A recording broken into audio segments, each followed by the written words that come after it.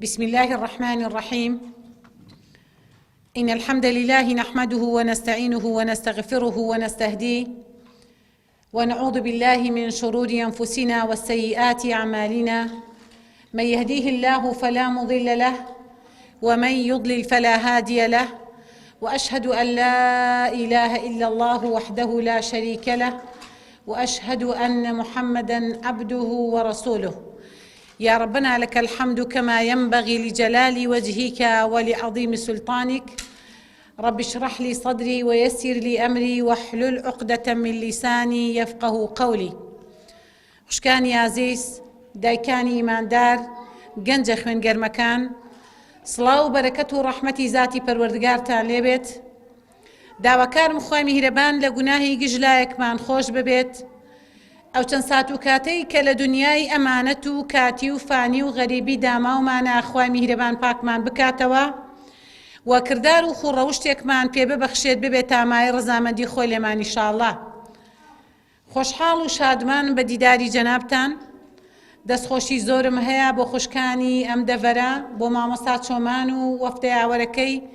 و بۆ ئەنجومەنی خوشکان، بۆ مەڵبەندی سۆران. خوای گەورە موفەقتان کە، سەربەرز بن، سەربڵند بن، پایدار بن، نمونەتان زۆر بێ. خوای گەورە غەرقی ڕەحمەتتان بکات بەر ئەو فەرموودە شیرینەی پێغەمبەری سەرۆرمان کەوتبێتن عەلەیهی سەڵات وەسەلام، کە باز لە زیکر و کۆڕی زیکر و ئیمان دەکات. دەفەرمێت هەر مەجلیسێک و هەر شوێنێک و هەر جێگایەک لە دنیا زیکر و یادی خوای پەروەردگاری تێدا بکرێ، مەلایکەتانی خوا تەوقی ئەو شوێنە دەکەن، بازنە دروست دەکەن بە دەوری ئەو مەنتیقەیەدا و بە ئەندازەی ئەو شوێنە کە بازنەیان دروست کرد مەلایکانتان بەرز ئەبنەوە هەتاوەکو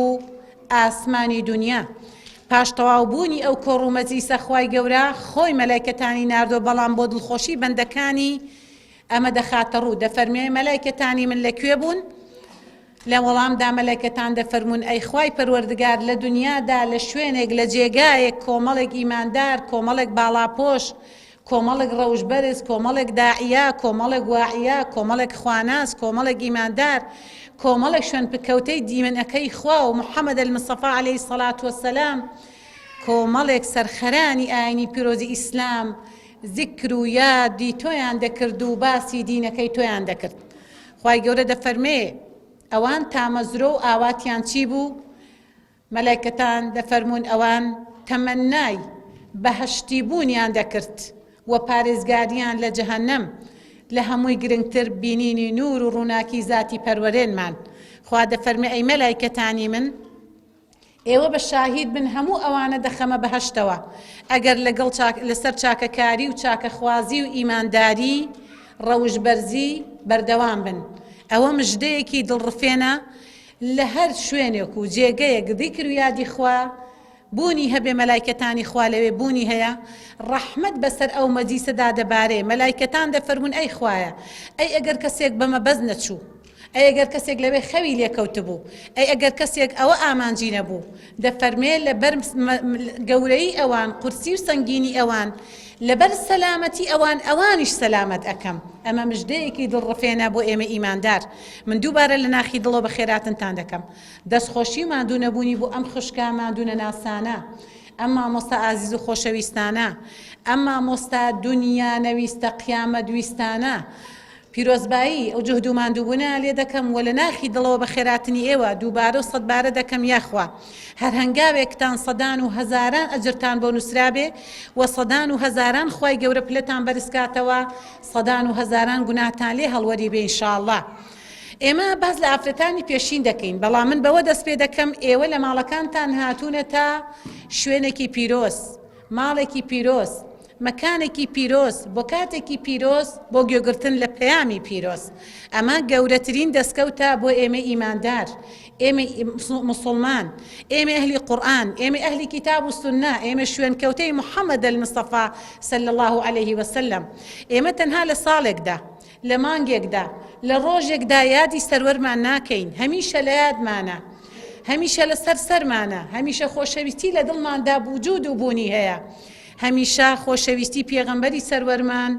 عەلەیهی سەڵات وەسەلام دەخێنێ پێش خۆشەویستی خۆمان، ژیانمان، جوانیەکانی دنیامان، شەهادە و پلە و پایە و مەنسەبمان، پێش خۆشەویستی هاوسەر و مناڵ و جگەرگۆشە و دایک و باوکیشمان نەسی لەسرە هەر کەسێک ئاوانە بێ واوێنای خۆشەویستی پێغەمبەری سەروەرمان نەکا ئیمانی دامەزراو نییە صلی الله عليه وسلم. بۆیە مژدەتان لێبێ ئێوە لەبەر خوا لەبەر دینەکەی خوا لەبەر سونەتە بەرز و پیرۆزەکانی پێغەمبەری سەروەرمان حزورتان هەیە عەلەیهی سەڵات وەسەلام هاتوون بۆ ئەم شوێنە پیرۆزە و لێرەدا ئێمە بەڕاستی یادی خوا دەکەین پەیامی خوا دەگەیەنین گوێبیستی پەیامەکانی خوا دەبین و فەرموودە بەرز و پیرۆزەکانی پێغەمبەری سەروەرمان عەلەیهی سەڵات وەسەلام.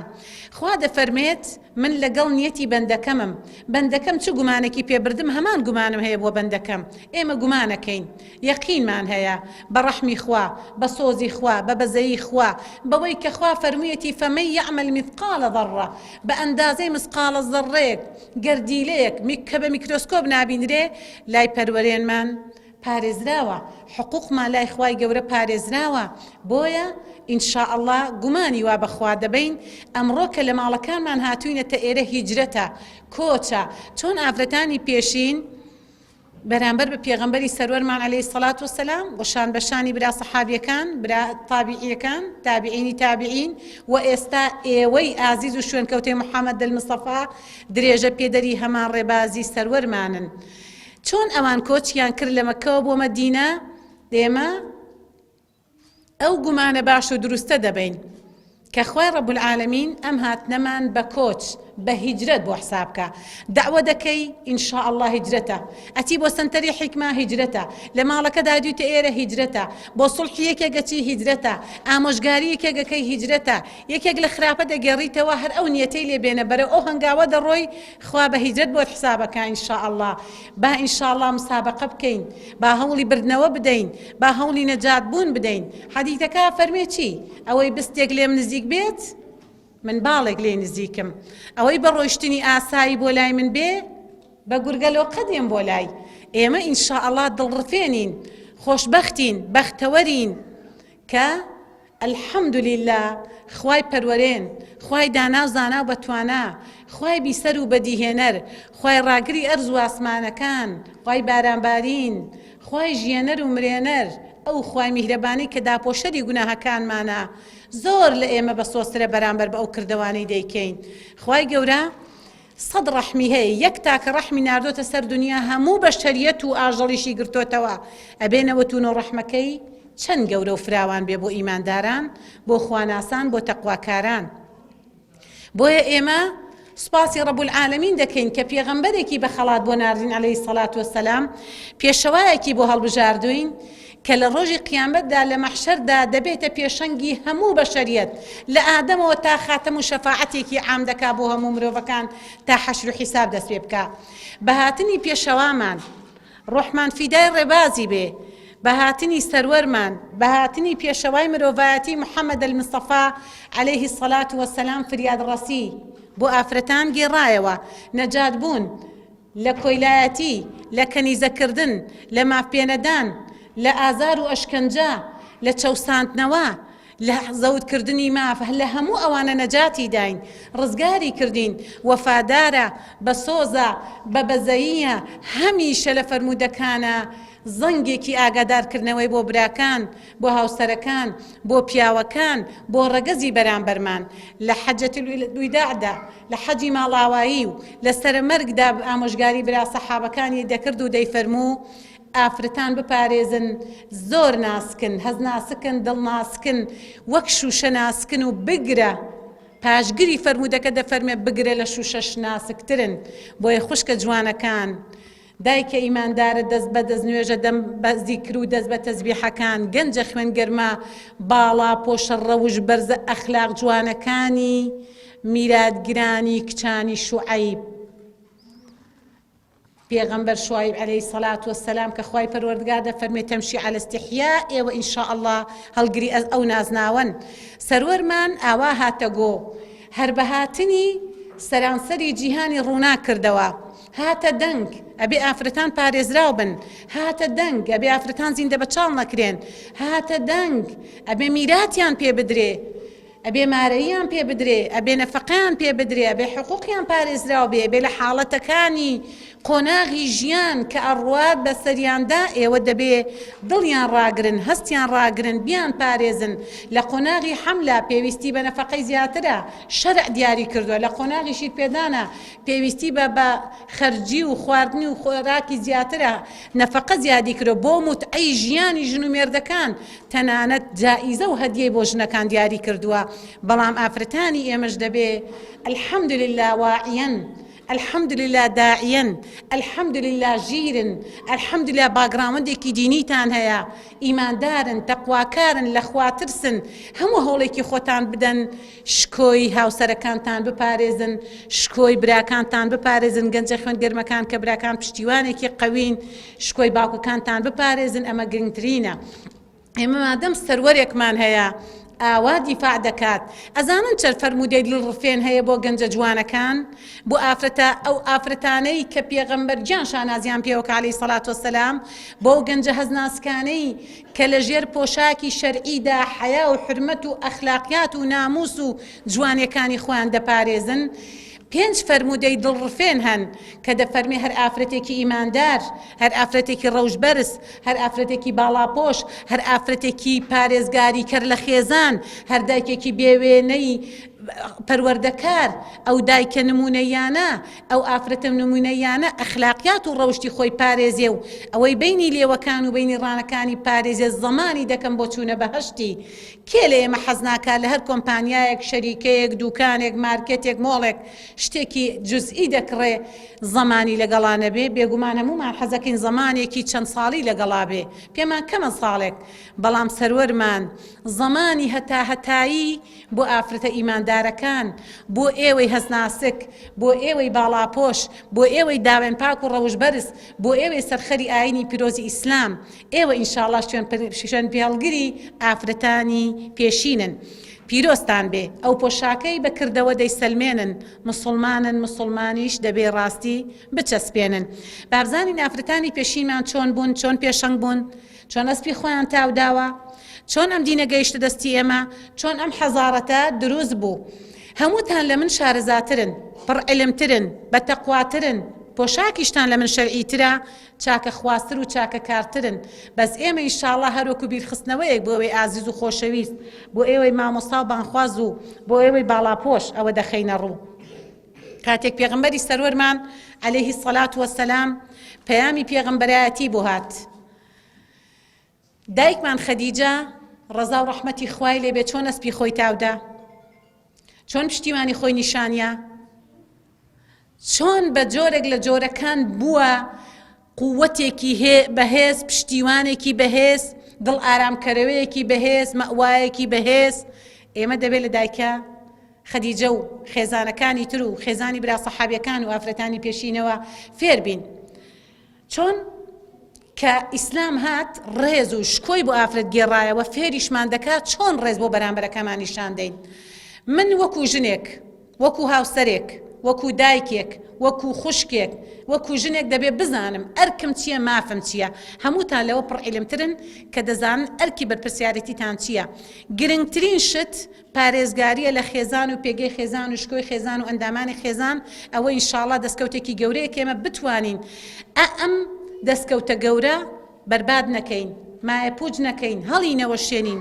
بەرەو لا ڕێبوونی نەبین ئەم خێزانە بیکەین بە شیشێکی مدەوەر لە دەوری خۆمان کۆیان بکەینەوە و ماڵەکان نەکەینە ئاشوب نەکەینە کێشە مناڵەکانمان ڕاو نەنەین لە ماڵ و دەریان نەنین هاوسەرەکانمان نەتۆرێنین هاوسەنگی ڕابگرین بە هەموو توانامانەوە هەوڵی دروستکردنی هەوێنی پێکەوەیی محەبەت خۆشەویستی لێبوردەیی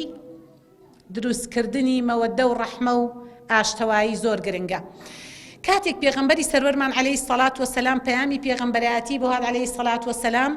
دایکمان خەدیجە بوو بە پشتیوانێکی گەورە پێش پەیامی پێغەمبەرایەتی عەلەیهی سەڵات وەسەلام کاتێک بوو بە خێزانی گەورەترین بازرگانی سەردەمی خۆی ناودارترین ئافرەتی سەردەمی خۆی جوانترین ئافرەتی سەردەمی خۆی لێهاتووترین ئافرەتی سەردەمی خۆی ئیداریترین ئافرەتی سەردەمی خۆی کچە سوڵتانی سەردەمی خۆی بوو بە هەزار وەزیری بازرگانی ناگاتەوە بە لێهاتووی خەدیجە کە بازرگانێکی چەند سەرکەوتوو بوو. باشە ژیانی خۆی حیاتی خۆی سەرمای خۆی بەخشیەکێ سەروەرمان محەممەد المستەفا عەلەیهی سەڵات وەسەلام لەبەرەوەی بۆی دەرکەوت تەنها لە یەک کاروانە لەو سەردەمەدا 2 جار کاروان دەکرا لە هەردوو جارەکەدا کاتێک پێغەمبەری سەروەرمان عەلەیهی سەڵات وەسەلام یەکێک لە جارەکان ڕاستپێرا نەتیجەکەی هاتەوە بەرەکەتی ئینتاجەکە و ئەمانەت پارێزی و سەرڕاستی و ڕازگۆیی و ئەمینی و هەتا دوایی پێش پەیامی پێغەمبەرایەتیش خوای ڕەب العالەمین ئەوەندە سیفاتی جوانییا بوو بەم گەنجە هەر لە مناڵیدا مەعلومی جەنابتانە کاتێکە لە دایک بوو دوای ئەوەکە ئەو دایکی شیردەنی دایکی شیریەکەی حەمیلەت سەعدیە کە هات بۆ لای بەنەبوونی بەنەداری بە هەنگڵە شەلەی گوێ درێژێکی بێ مستەوای بێ توانای بێ فەڕی هەتی تر تەواو زۆر عەجیب دواکەوتن لە فیرقەکە دواکەوتن تا گەیشتنە شوێنی مەنزڵ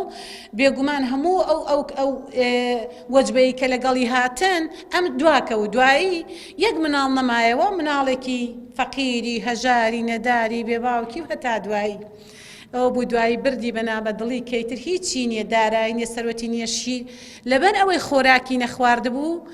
تەنانەت مەمکە کاریشی شیریتیانە بوو سوبحان الله بە وەرگرتنی ئەم مناڵە جم و جوڵی ماسوولکەکانی سنگی دەستی پێکرد سوبحان الله شیری ژیایەوە گوێ درێژەکە بوو بە ئەسپێکی تیژ ڕۆیشتەوە ئاژەڵەکانی پڕبوون لە شیر شوانەکەی حەلیمەت سەعدیە ئەڕێ بۆ ئەو شاخەی لەوە ڕاند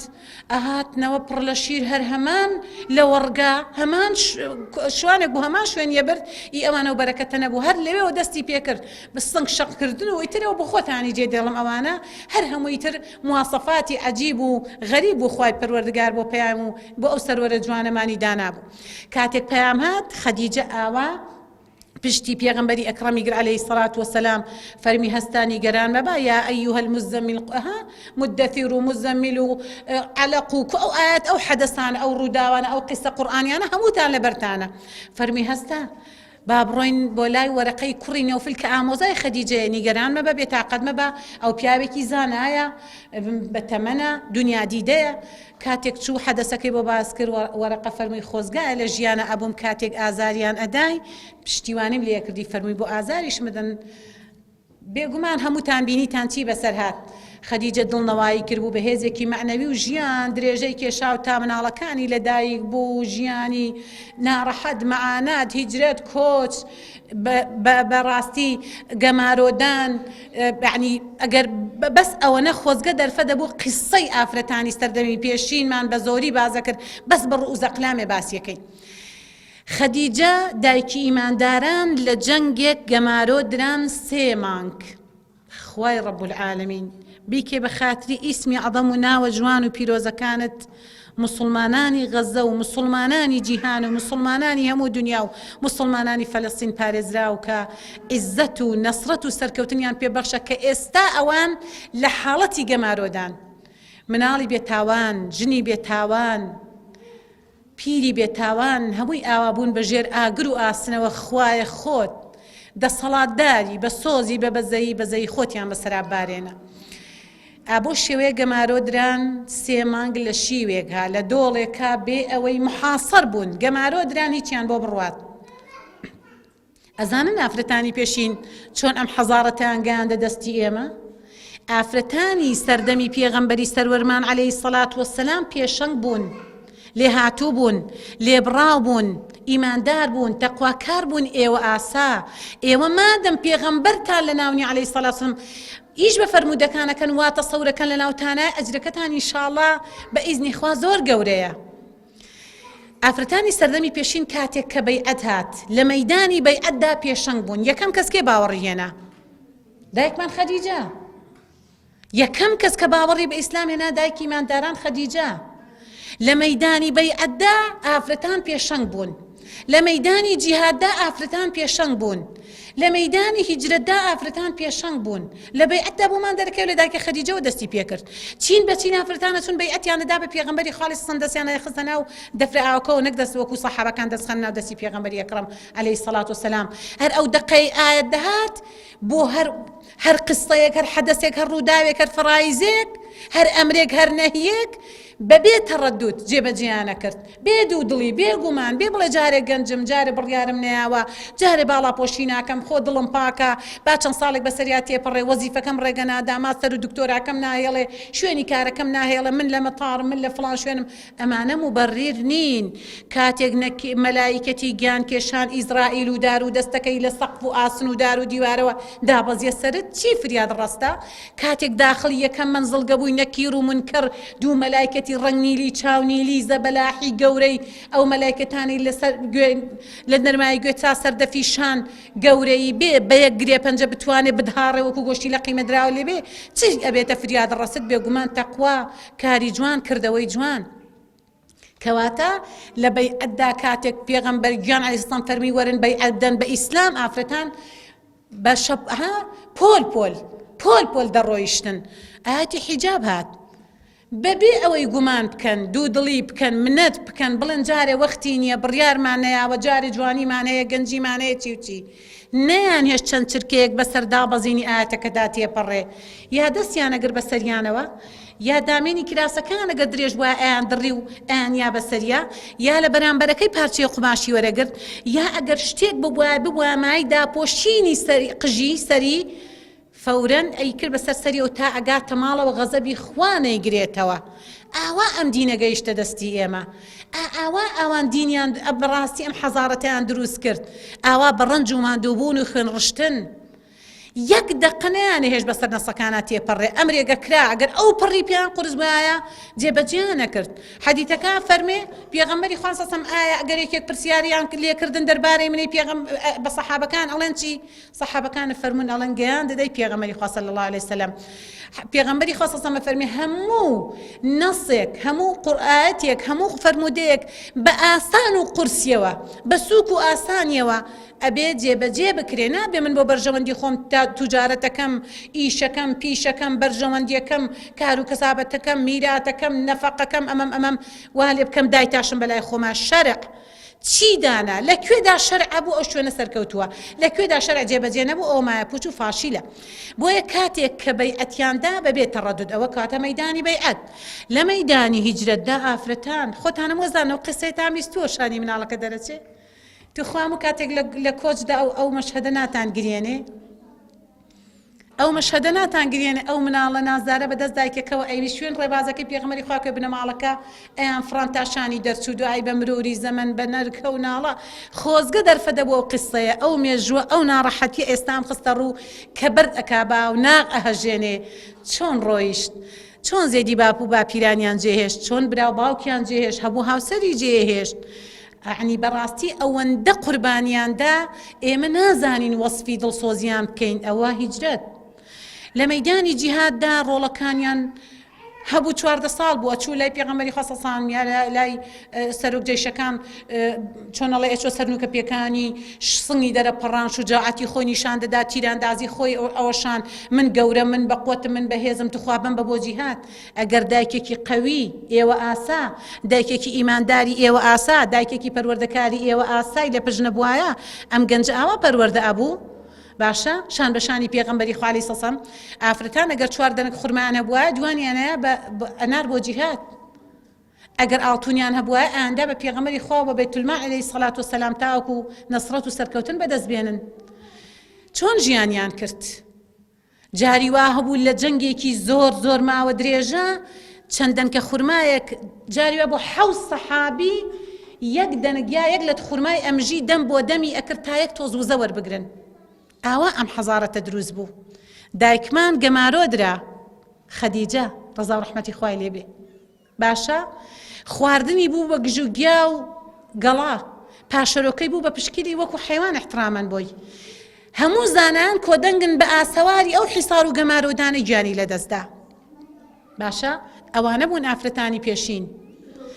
کاتێک سوورەتی تەوبە ئەخوێننەوە قیسەکانی بە تایبەتی ئاەتی 100 ناتان هەژێنێ؟ کاتێک باسی کۆچ دەکرێ ئەزانی چی من ئەهەژێنێ؟ کێ ناسناوی ذاتولنی تاقینی لێنرا؟ ئەسمائی کچی ئەبوو بەکر وایە؟ خوای گەورە بۆ ئەوی کرد بە پێغەمبەری خوا عەلەیهی سەلام کرد بە هاو سەفەری خۆی، ئیمامی عەلی لە جێگەی خۆی دانا و هەتا دوایی. باشە؟ بێگومان ئەسما مێژوویەکی بۆ خۆی تۆمار کرد، ئیداریاتێکی کرد، ژمێریارێک بوو، کارێکی ئەوە نەجوانی کرد، چۆن چوانی مسەخەر کرد، چۆن مێگە لە مەڕێکی دانا جێگە پێڵاوەکان بسڕێتەوە، چۆن خواردنی لەم ماڵ بۆ ماڵ کۆ کردەوە و بە دەمی بە پشتێنەکەی کردی بە دوو لە دەمی تورەکەکەی بێبەست و بە شانیا کرد و پشتێنەکەی بەستەوە. پێغەمبەری خوا فەرمووی خاوەنی دوو پشتێنە ئاڵتوونەکە لە بەهەشتا. هەموو جارێک ئەو مەشهەدە ئەم گریێنە لە کۆچدا. باپیرە ئەسما بۆڵێ ئەکرد، وتی چۆن باوکت ئێوەی بەجێهێشتۆ بە نەبوونی و نەداری و بێپارەی. چوو هەندێک تەختە بەردی هێنا لەناو قاپێکە داینە و پەڕۆیەکی یا بەسەر یا فەرمی باپیرە نیگەران بە ئەوە تا سەرۆت و سامانی بۆ جێهێشتوین. باپیرەش بە نابینایی دەستی لێدا و مطمئین و دڵ ئارامە بوو. ئاوا پەردەپۆشیان دەکرد بەس ئیسلام سەر بکەوێ. ئەزانن زەینەب کاتێک جەنگێک بەرپا بوو لە بینی ئیسلام و کوفرە، زەینەب کچی پێغەمبەری سەرۆرمان عەلەیهی سەڵات وەسەلام، کاتێک جەنگەکە بەرپا بوو گردێک دیار بوو، ئەیانزانی لەو گردە جەنگە. ئەم لە سەری گردێکەوە بەدەستی لە بینی هەردوو مناڵەکە وەستا، فەرمی ڕۆڵە شیرینەکانم قورسە، دەستی بە دەستی هەردوو مناڵەکەیەوە بوو. ئەگەر باوکتان بکوژرێ ئێوە هەتیوە بن، ئەگەر مسلمانان شکست بێنن من بێ باوک هەتیوە بم. جەنگ بەرپا بوو، مسلمانان سەرکەوتن، هاوسەری زەینەب بە دیلگیرا زاوای پێغەمبەری سەرۆرمان عەلەیهی سەڵات وەسەلام هەواڵ گەیشت بە زەینەب. دوو هاوسەری زۆر بۆ یەک خۆشەویستتر، هەمومان لە ژیانی هاوسەری ئازانین خۆشەویستیەکان پلە پلەن، دایک جیایە، باوک جیایە، خوشک جیایە، برا جیایە، مناڵ جیایە، بەڵام خۆشەویستی هاوسەر پلەیەکی تایبەتە. ئەو شەوە لە نیگەرانی بێتاقەتیە زۆر نیگەران بوو. هەواڵ گەیشت وا دیلن لای مسلمانان و لای پێغەمبەری سەرۆرمان عەلەیهی سەڵات وەسەلام. کاتێک هەواڵەکە گەیشت بە زەینەب، میلوانکەیەکی خەڵاتکراوی خەدیجەی دایکیان بەدەستی یەکێک گەیشت بەدەستی پێغەمبەری خوا سەڵسەم فەرمووی ئەمە چییە؟ یەکسەر مەلوانکەکەی ناسیەوە، فەرموویان زەینەب ناردووتی بۆ ئازادبوونی هاوسەرەکەی. باشە؟ یەکسەر میلوانکەکەی بۆ ڕەت کردەوە، زانیە ئەمانەت و یادگاریەکی خۆشەویستەکەیەتی پشتیوانێکی گەورەی کە خێزانی بوو خەدیجە، بۆیە زۆر وەفادار بوو بۆی. ئەوە بوو ئازادی کرد و ناردیە و هەواڵیان بۆ برد و وتیانەوە پێغەمبەری خوا سەڵسەم هاوسەرتی ئازاد کرد، بەڵام شتێکی بەگوێ چپاند، ئەم چپەیە ناخۆش بوو. پێغەمبەری سەرۆرمان عەلەیهی سەڵسەم فەرمووی ئاەت دابەزیوە ئەوەی کە موشریکە ئەبێ خێزانی ئیماندار، ئیتر ئیماندار بۆ ئیمانداران خوای گەورە لە سوورەتی نوردا پاکەکان بۆ پاکەکان و ئەوەی تر بۆ ئەوەی تر و موشریکین و ئیمانداریش نابێ بەیەکەوە بن. ئەم ئاەتە دابەزیوە، ئاەت دابەزیوە باوکت تر کە دابەزی تەبەن خۆشخەندە بوو، خۆشی دەربڕی، وتی خۆشیەکەمان زۆر ناخایانێ، وتی بۆ وتی ئەمشەو ئاەت دابەزیەوە وەعدم بە باوکت داوە کە بدنێرمەوە بۆ لای ئەو لە سوچی ژوورەکە، ئەم لە سوچی ژوورەکە هەردووکیان ئەژنۆی غەمیان لە باوەشگر بەرامبەر بە یەک بە ئاهەو ناڵەوە خەفەتیان خوارد تا سەیەکی شەو. لە سەیەکی شەوە کە دنیا زۆر کشومات و بێدەنگە بێ وعدی بە پێغەمبەری خوادا بۆ عەلەیهی سەڵسەم بە سەلامەتی بۆی بنێرێتەوە. ئەو بوو بەڕێیان کرد لە ڕێگەدا قوڕەیشیەکان پێیان گەیشتن و کەمینیان بۆ داناو نەقیزەیەکیان یا لە ئەسپەیا وشترەکەی زەینەب هەڵبەزیەوە و حامیلە بوو، تووشی خوێنبەربوون بوو، بە ئاسەواری ئەو نەقیزە و ئەو بەربوونەوەی وەفاتی کرد. قیسەکە کەمە کوردەکەمەوە زۆر نیگەرانی چەشت تا خوای گەورە هیدایەتی هاوسەرەکەی دا و بەیە گەیشتنەوە بەس تەمەن بواری نەدا، زۆرێک بە ئاسەواری ئازار، ئەشکەنجە، دەربەدەری، نیگەرانی، بێتاقەتی ئەم دینە گەیشتە دەستی ئێمە. پێغەمبەری سەرۆرمان عەلەیهی سەڵات وسەلام ڕۆژێک سەردانی یەکێک لە خێزانەکان یەکا فەرمێ چیتان هەیە؟ فەرمووی هیچ. بۆ لای ئەوی تریان ئەوی تریان ئەوی تریان هەمووی وتیان هیچ. بە زۆربەیان وت نیەتی ڕۆژوو بێنن، ئەمە ژیانی سەروەرمان بوو. ڕۆژێک دەچێتە لای فاتیمەی کچی کەوتووە لە جێگادا، ئەفەرمێ کشم چیتە؟ ئەڵێ بابە گیان ئازاری گەدەم تینی بۆ هێناوم، ماوەی 3 ڕۆژە هیچ شتێک لە ماڵمان نەبووە بیخۆم، هیچم نەخواردووە.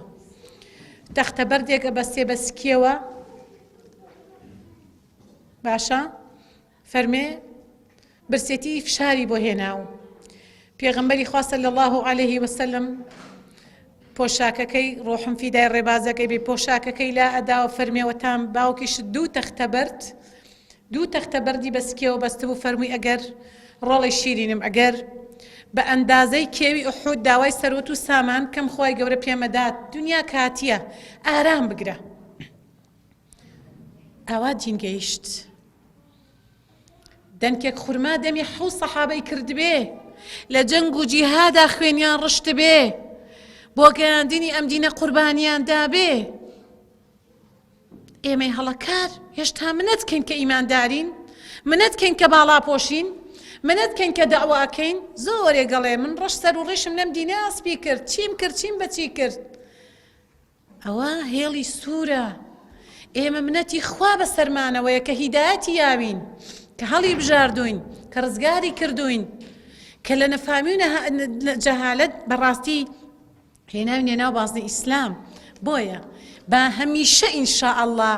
ئافرەتانی پێشین بکەین بە پێشەنگی خۆمان لە کردارە جوانەکانیان، لە ڕەوشتە جوانەکانیان، لە لێبوردنیان، لە سینە سافیان، لە قوربانیدانیان، لە کۆچیان، لە بەیعەتیان، لە جیهادیان، لە هەموو ئەوانەیە ئێمە ئینشاء الله هەوڵ بدەین. جیهادی تۆ چییە؟ پەروەردەی کەسێک کە جیهادە، کێشەکەیشێک حاز چارەسەر کە جیهادە، سڵحی 2 کەس کە جیهادە. خۆ شەر نییە تۆ هەشەڕەت فەنکەی، تۆ دەعوە بکە ئەوەی تۆ گەورەترین جیهادە ئینشاء الله. ئەمەی تۆ ئایا بەرامبەر بە کەسانی کە دژی پێ ئەمەی تۆ بۆکو ساڕوخێکی نەوەی نابێنن ئەم باڵا پۆشەی تۆ کە شیعاری لا إله إلا الله محمد رسول الله صلى الله عليه وسلم. بۆیە ئێوەی دایک زۆر گرنگە، وەکو ئەوەی کە دایکی ئیمامی شافعی لە تەمەنی 2 ساڵیدا بوو باوکی لە دەستدا ئیمامی شافعی. بە عەقڵانە هات بە کوڕەکەی وت ڕۆڵی شیرینم ئاوا و ئاوا و ئاوا باوکت گیانی لە دەستدا، ئاوا کۆچی دوایی کرد، من تۆ نەزر ئەەکەم بۆ ئیلم و زانست و زانیاری. ئەو ئیمامی شافعی لێ دەرچوو هەتا ڕۆژی قیامەت ئێمە ئیش بە سەنەدەکانیەکەین. ڕۆژێک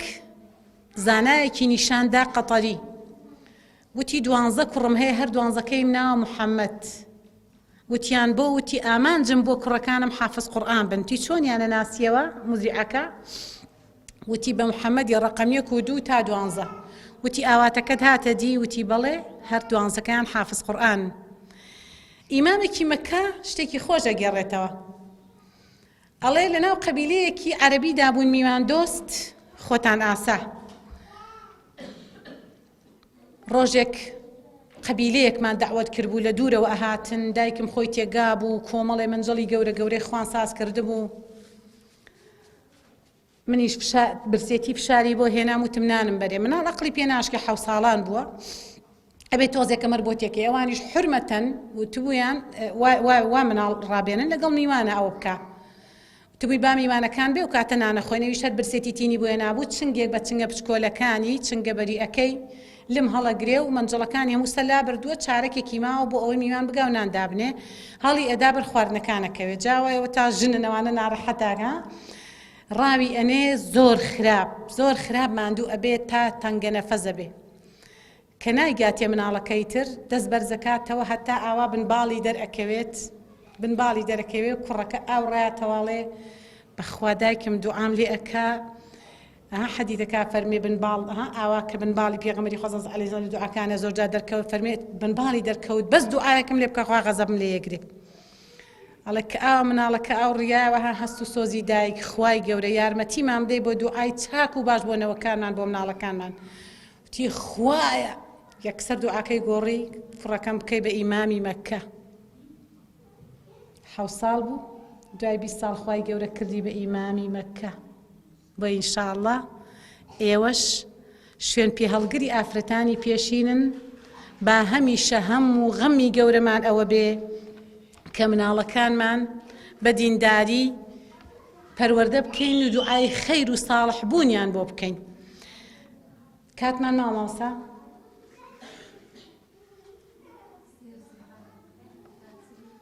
تاچێت ئینشاڵڵا بە چەند دەقیق چەند خاڵێکی گرنگ بۆ ئێوەی ئازیز و خۆشەویستە خەمەڕوو. من چەند خاڵێکی سلبی بۆ ئێوە ئازیزە خەمەڕوو لەگەڵ هەندێک خاڵی ئیجابی تاوە کوێمە لەسەری بەردەوام بین. چی دەبێت تا تێکچوونی ئاسوودەیی و بەختەوەری تاکەکان و خێزانەکان و ئینسانەکان بە ئامرۆڤایەتی با ئێمە وەکو ئیماندار وەکو ئەهلی دین وەکو ئەهلی قورئان وەکو کەسانی باڵاپۆش با کامیلەن ئیمانمان کردارمان درەوشاوەی ئیمانمان بێ کردار درەوشاوەی ئیمانمان بێ ئیلا ئەگەر کردەوە لەگەڵ ئیمان و تەقوا و نیقاب و پەچە و قورئان خوێندن و دەعوە و بانگەوازان نەبوو ئەوە ئەرزشی نییە. بەچی بەدەست دێ؟ هیچ کاتێک لە غیرەکردن لە حەسادەت لە نیفاق لە کبر لە غوڕور لە ڕیا نزیک نەبینەوە. حەسادەت، غیرە، کبر، حەسوودی، ڕیا، نیفاق، ئەم خوانە پێغەمبەری خوا دژی ئەوانن عەلەیهی سەڵات وەسەلام. ژیانە بێتە نائاسوودە، با غیرە نەکەین، حەسادەتمان نەبێ، خاوەنی دڵێکی سەلیم بین، دڵێکی پاک بین، لێبوردە بین، خوا لێبوردەیە، سینە ساف بین، خوای گەورە ئەو دڵی خۆشەوێ کە قەلب سەلیمە. هەمووتان نەزانن قەلب المەیت هەیە، قەلب المەریض هەیە، قەلب السەلیم هەیە. قەلب السەلیم، قەلب المەریض، قەلب المەیت. ئێبەمی هەڵگری کام دڵە بین؟ قەلب السەلیم ئەوە شەهوداکان و سەحابەکان و هەتا دوایین. قەلب المەریض ئێمەین، بەشێک بە دنیادا ڕۆیشتۆ بەشێکی قیامەت بەشە زۆرەکەی دنیاین. قەلب المەیت ئەوەیەکت خۆشەر نییە لاشەکەی بچێ بۆ گۆڕستان، دڵی قوفڵی لێ دراوە. با ئێمە هەوڵدەین لە نەخۆشی ساڕێژی کەین بە تیشک و نور و ڕووناکی قورئان ئینشاءڵڵا. یەکێکی تر لەوانە ڕق. هیچ کاتێک با ڕق لە دڵ نەبین. ئەگەر دڵێک ڕقی تاجێگیر بوو ژیان تیا ئەچێ، خەفەتخان ئەبی، سەرکەوتوو نابی، ڕووخاو ئەبی،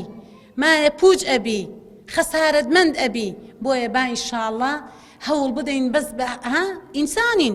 نابینە مەلایکەت. جاری وا ئیلا بەرامبەرەکەت بە زوڵمێک بە حەرەکەیەک بە ئوسلوبێک بە ئەتوارێک وارد لێکا ئینفعال بکەیت. بەڵام ئەعوذ بالله من الشەیطان الرەجیم خۆت بخۆرەوە.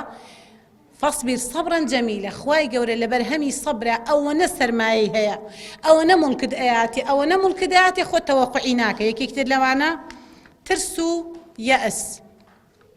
با ئیرادەمان بەهێز بێ، بە قوت بین، ڕاوەستاو بین، خاوەن بڕیار بین، عیزەتمان هەبێ، غیرەتمان هەبێ، ئیمانێکی پۆڵاین سەرچاوەی گرت بێ بە دوایدا ئەوانە دێت. هیچ کاتێک مادە، دنیا، جوانەکانی دنیا، سەرۆت و سامان، شەهادە و بڕوانامە، مۆدێل و مۆدێلکاری، ئەمانە وا مالێنە کا قیامەت و قەبر و ئەو ژیانە بێ کۆتایی ئەو دنیامان بیر بەرێتەوە. یەکێکی تر لەوانە پەشیمانیە.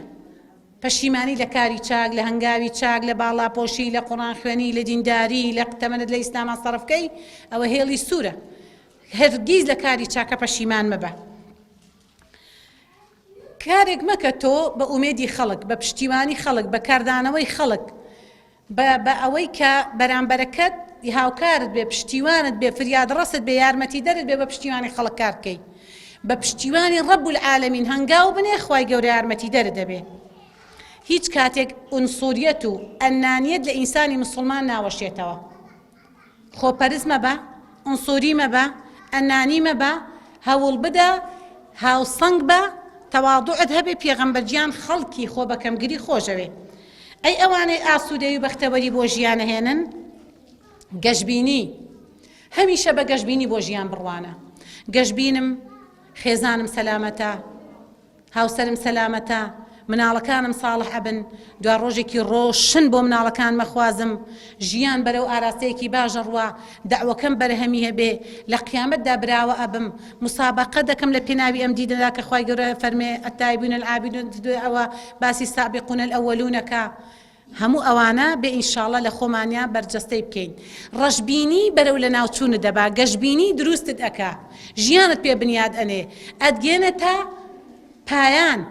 نەجاتت ئەدا سەرکەوتوو دەکات لە دنیا دەبێ کەسێکی سەرکەوتوو لە قیامەتدا دەبی بە کەسێکی براوە گەشتبین بە لە ژیاندا هەرگیز ڕەشبینی لێ نسیک مەبەرەوە بە هیواوە بۆ ژیان بڕوانە پشت بەستە بە ڕەب العالەمین خوای گەورەی ئینشاڵڵا یارمەتی دەردەبێ یەکێکی تر لەوانە هیوا و ئومێد زۆر گرنگە بە هیوا و ئومێدەوە هەموو هەنگاوێک بنێ ئینشاءڵڵا خوای گەورەی لەگەڵ گومانەکەتدایە یەقین دوابێ لەم کارەدا سەرکەوتووە بی لەم پرۆژەیەدا سەرکەوتووە بی لەم هەنگاوەدا سەرکەوتووە بی بۆ فڵان سڵحەچی ئینشاءڵڵا خوای یارمەتی دەردەبێ فڵان کەس پەروەردە ئەکەی دێتە سەر ڕێگەی ڕاست بۆ فڵان شت ئەچی بۆ ئامانجێکی پیرۆز ئینشاءڵڵا یەقینە دوابێ خوای گەورە لەگەڵ دەبێ یەکێکی تر لەوانە ئیرادە هەر کەسێک لە ئێمە ئیرادەی بەهێز بوو قووەتی هەبوو هێزی هەبوو معنەویاتی هەبوو خاوەن قەرار بوو خاوەن بڕیار بوو ڕاڕا نەبوو ئێستا قسەیەکی نەکردوای لێی پەشیمان بێتەوە بڵێ بڕۆم بڵێ نەڕۆم بڵێ سەرکەوتوو بم بڵێ ناسەرکەوتوو بم بڵێ باش بێ بڵێ خراپ بێ بڵێ خەڵکی لێ ڕازی بێ بڵێ لێ ناڕازی بێ ئەمانە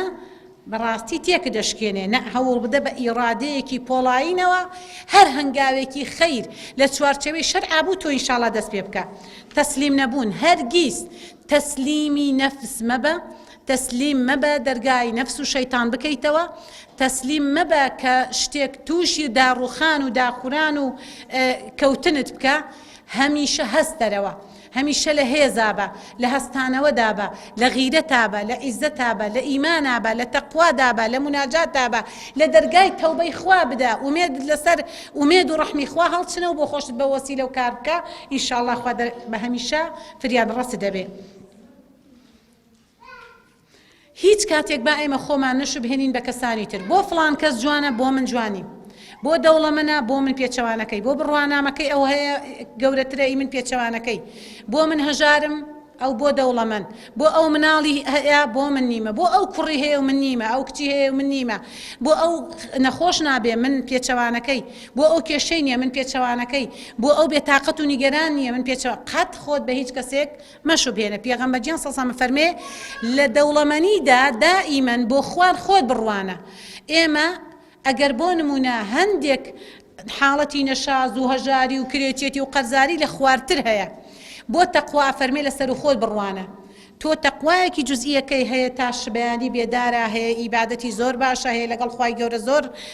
زۆر کۆنتاکتی هەیە گرێبەت لەگەڵ خوا هەمیشە نوێ کاتەوە ئەمە گرنگترینە هەمیشە بۆ خۆت بەوە مطمئین و دڵ ئارام و پشت ئەستور بە من موسڵمانم مسلمانیەتی دەریایەک لە واتای هەیە بە مسلمانەتی چی بەدەست ئەهێنی چی دەستە بەرەکەی چۆن پارێزراوەبی چ شکۆیەکت هەیە چ تاجێکی زێڕینت هەیە چ مەکانەتێکت هەیە چۆن خوا هەڵی بژاردووی چۆن خوا ڕێزی لێناوی چۆن هیدایەتی داوی چۆن خوای گەورە نەیگەڕایی بۆ کەسانەی کە مودمینن کە تلیاکێشن کە نێرگەلەکێشن کە خەریکی باند و باندکارین کە کۆمەڵگا ئەشێوێنن کە بازرگانی بەجەستەیانەواکەن کە پیلانی خراپ ئەگێڕن بۆ گەنجان کە تەڵە ئەنێنەوە ئێمە لەوانە نین موسڵمانین خوا هیدایەتی یاوین هەڵی بژاردوین ڕێزی لێناوین هیدایەتی یاوین من خوایەکم هەیە هەمیشە یەقینە دوابێ بۆ هەموو دەرد و عیلەت و ئازار و ئەشکەنجە و مەینەتی و دڵتەنگی و تێکشکانێک خوایەک لەسەرەوە لەسەر و حەوتەبەقاتی ئاسمانەوە ئەبینێت ئەبیستێت لە ترپەی دڵت ئاگادارە لە نیەتت ئاگادارە لە هەنگاوت ئاگادارە خوایەکی دانا و زانا و بیسەر و بەدیهێنەر و بەخشندە و میهرەبان و کامل مواسەفاتی جوانی و ئەسما و سیفاتەکان بۆ ئێوە بەسە هەر ناوێکی دەریایەک لە واتا دەبەخشێ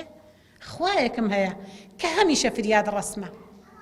کە هەمیشە چاوی لێمە کە هەمیشە چاودێری مەکە و سەلامەتی شمەکە ئەگەر من بەرەو لای خوا بڕۆم ئەگەر دینداری ڕاستەقینە بم مناجات بکە لەگەڵ خواکەت